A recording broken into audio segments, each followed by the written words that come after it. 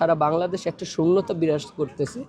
আসলে তিনি যে নাই এটা আসলে আমরা ভাবতেই পারতেছি না যে এরকম এক নেত্রী আমাদের মাঝ থেকে হারিয়ে গেছে, বাংলাদেশের একজন অভিভাবক হারিয়ে গেছে। আসলে তিনি আমাদের শুধু অভিভাবক ছিলেন না, তিনি আমাদের পথ প্রদর্শক ছিলেন। জিয়াউর রহমান, শহীদ প্রেসিডেন্ট জিয়াউর রহমান মৃত্যুর পর তিনি এই বিএনপির হাল ধরেন এবং ফ্যাসিস্ট স্বৈরাচার এরশাদের পতনের জন্য তিনি আপোষহীনভাবে আন্দোলন সংগ্রাম করেন এবং তিনি সবসময় এই যে কোনো স্বৈরা শাসকের বিরুদ্ধে আপোষহীন ছিলেন। তিনি কখনো কোনো কিছুতেই আপোষ করেন নাই। স্বৈরাচার হাসিনার 18 বছরে তিনি কোনোভাবেই আপোষ করেন নাই।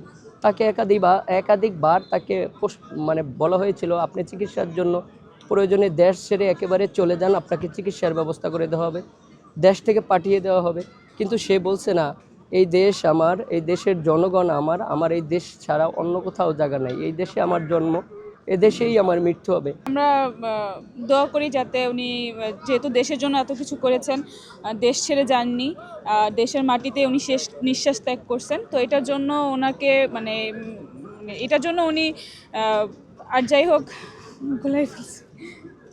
বাংলাদেশের প্রথম নারী প্রধানমন্ত্রী, আর এটা আমি জানি যে উনি মনে হয় এশিয়ার মধ্যে ফার্স্ট নারী প্রধানমন্ত্রী।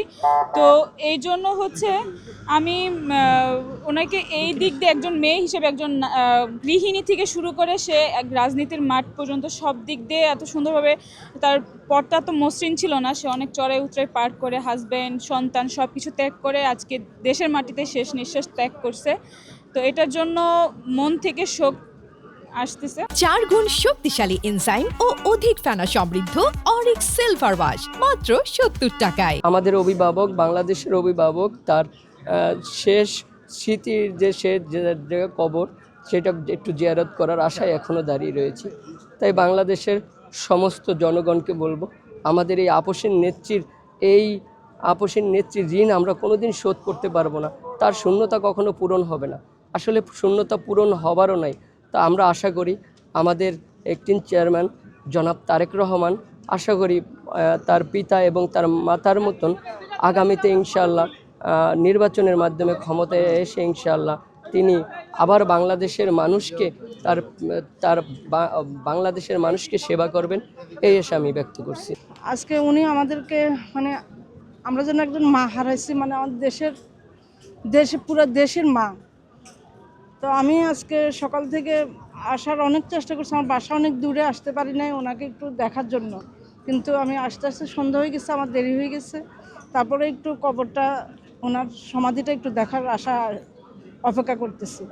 তো এখনও অনেক মানুষ দেখতেছি, হয়তো মনে হয় যদি সমাধিটা শেষ হয় হয়তো একটু দেখবে, আশা এখানে দাঁড়ানো আছে।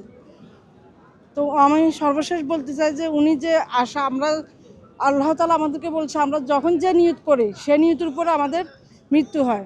ওনাকে এত অত্যাচার নিপীড়নের পরেও ওনাকে দেশ ছাড়ার জন্য অনেক অত্যাচার করেছে, অনেক নিপীড়ন করেছে যে দেশ ছাড়ি চলে যাওয়ার জন্য, কিন্তু উনি কখনো এই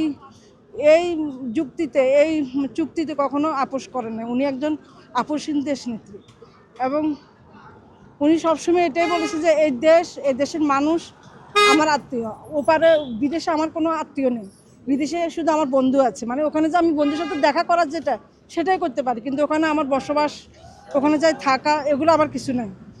আমার এই দেশ, এই মাটি, এই দেশের জনগণ, এরাই আমার আপনজন, এরাই আমার মানুষ। তো আমি এদের কল্যাণে, এদের ইয়েতে আমার দেশে আমি থাকতে চাই এবং ওনার নিয়ত এটা পূরণ হয়েছে। আমার এই দেশের মাটিতে ওনার আজকে সমাধি। 4 গুণ শক্তিশালী এনজাইম ও অধিক ফেনা সমৃদ্ধ অরিক্স সিলভার ওয়াশ মাত্র 70 টাকায়।